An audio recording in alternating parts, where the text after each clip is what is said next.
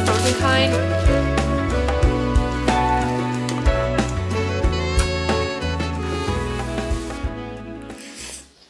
Everyone say hi to Teddy. Back home with Teddy. Today I'm going to be showing you guys 4 easy Asian inspired meals that you can make at home. Most of these recipes have very similar ingredients that are also pretty interchangeable, and so if you have already cooked Asian food in the past, there's a good chance you have a lot of the ingredients already in your cabinets. So I haven't eaten lunch yet and it's like 3 p.m. and I'm starving. We're gonna make a 6-minute microwave hot pot. This recipe I think is kind of viral in Korea right now, but I really wanted to try it when I saw Cafe Maddie post about it. So we are going to make it together. This recipe is seriously so simple. You're just gonna stack together your favorite hot pot ingredients. Today I'm using bean sprouts and bok choy. As for the meat, you want to use something that'll cook fast, like this sliced ribeye. I was impatient, so I tried to take it apart while it was still frozen, and it looks really ugly, but I'm just gonna kind of lay it over like this. I'm gonna use half a tablespoon of agave, tablespoon of sesame oil, tablespoon of soy sauce, and then 1 teaspoon minced garlic.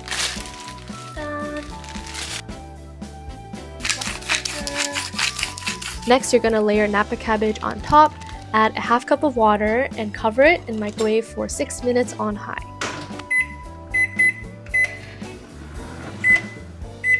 Wow, it smells so good. Wow.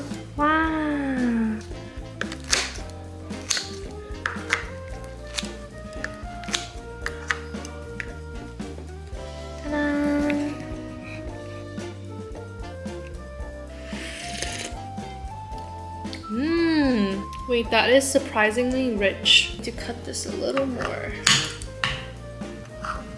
Beef is cooked all the way. First bite.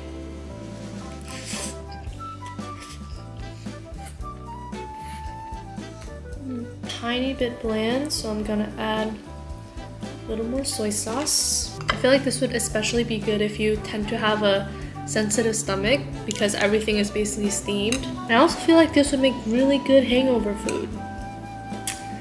Just saying.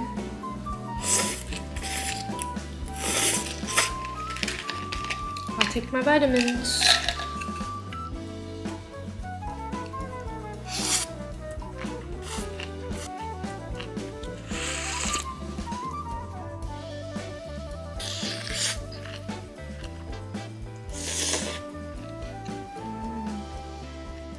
So today I'm going to be showing you guys how to make a tofu crumble udon.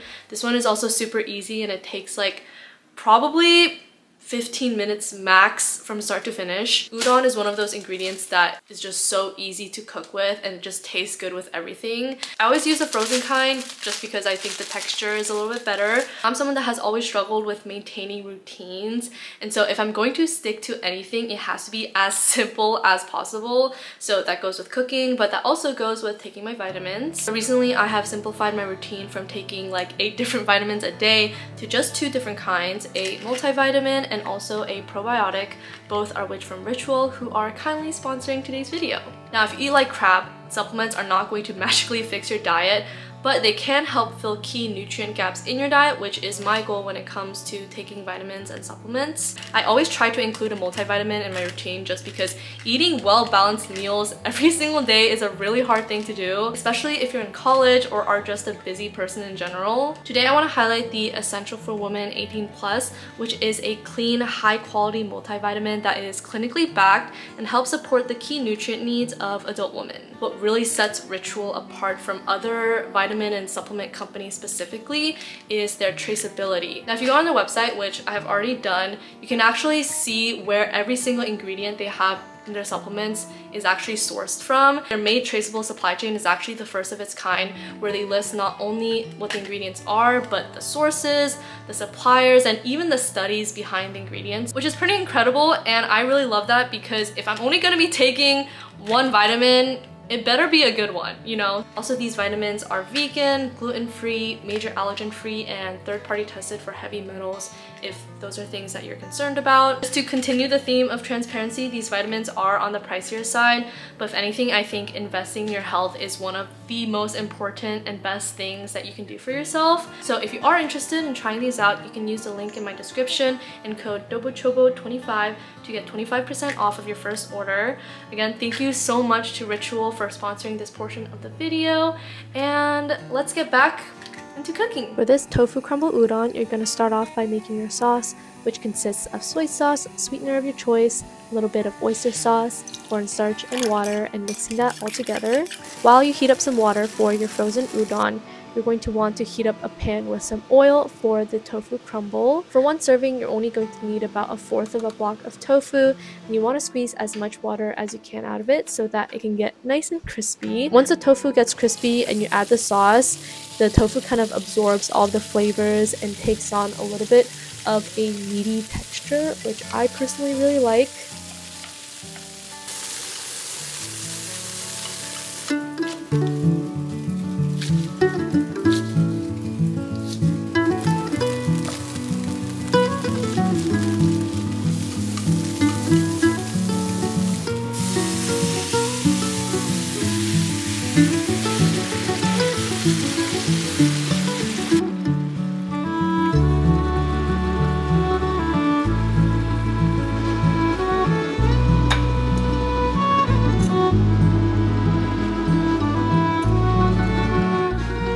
It smells so good. Green onion razzle-dazzle, sesame seeds.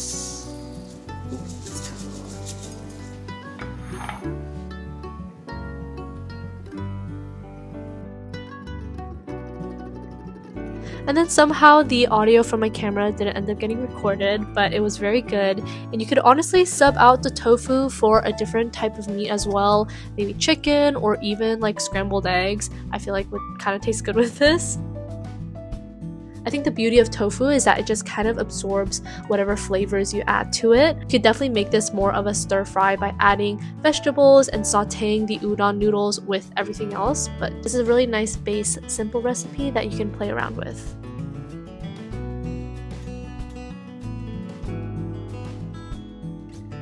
Hello everyone, today is Saturday, and for lunch we are making beef pepper lunch. This is a recipe that was kind of viral on TikTok a while back, but I discovered it this past year and I seriously made it so many times, either for my friends or just for myself, because I feel like it's kind of the perfect leftover meal and it just tastes really good even if it's been a day or two after you've made it. This recipe comes together really fast, especially if you have pre-cooked rice. I have about 3 cups of frozen rice here. I'm gonna be using the same sliced ribeye that I used for the microwave hot pot I made a couple days ago. You can really use any types of beef for this recipe.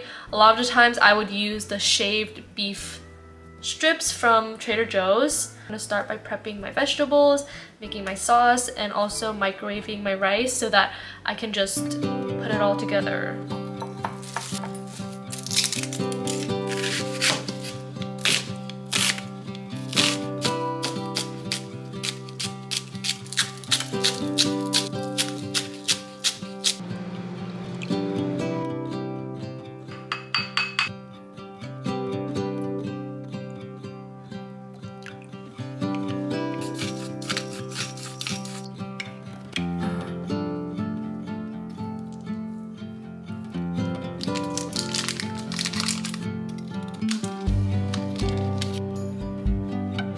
Use frozen corn, but I only have canned fresh corn today. Either one works. I've only tried it with frozen corn, so I think it should be fine, but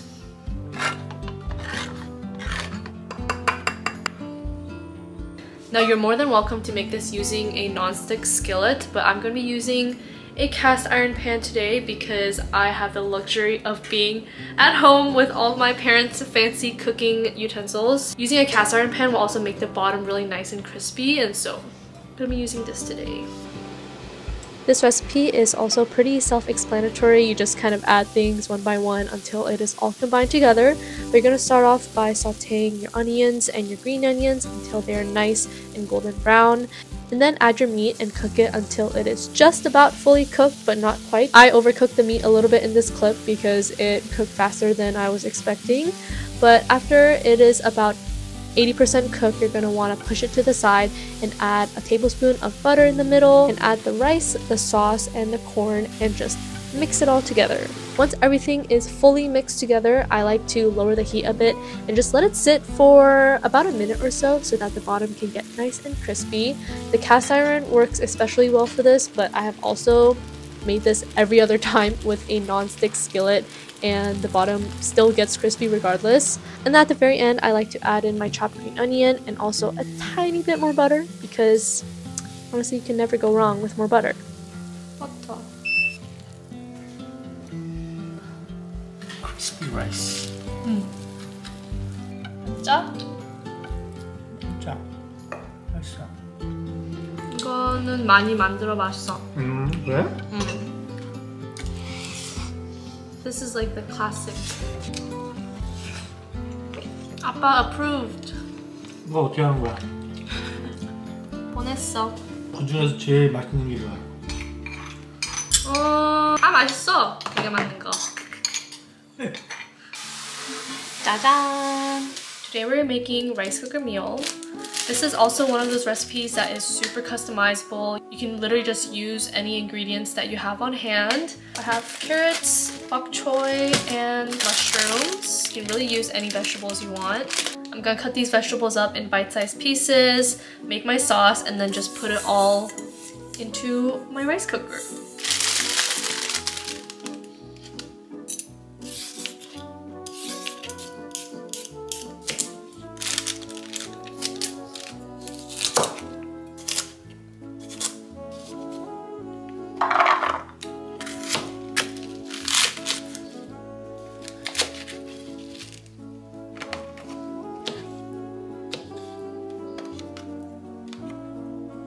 Okay, so I have my veggies prepped and I prepped some extra so that I can make this again later in the week.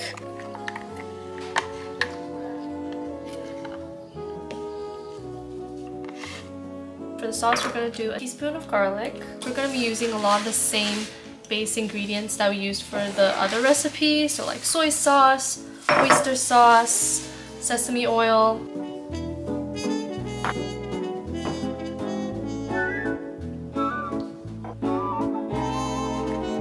If you have fresh ginger, add that, but I do not, so I'm going to be using just some ginger powder.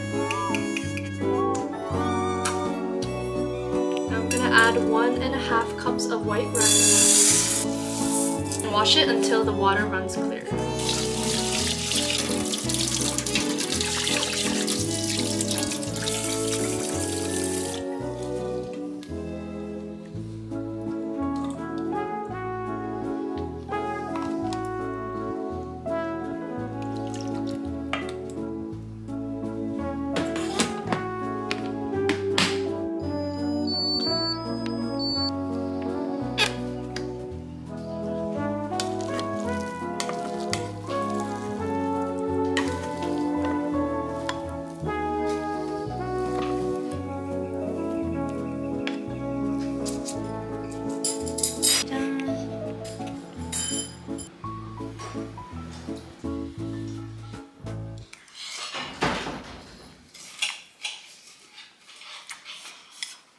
We have come to the end of the video.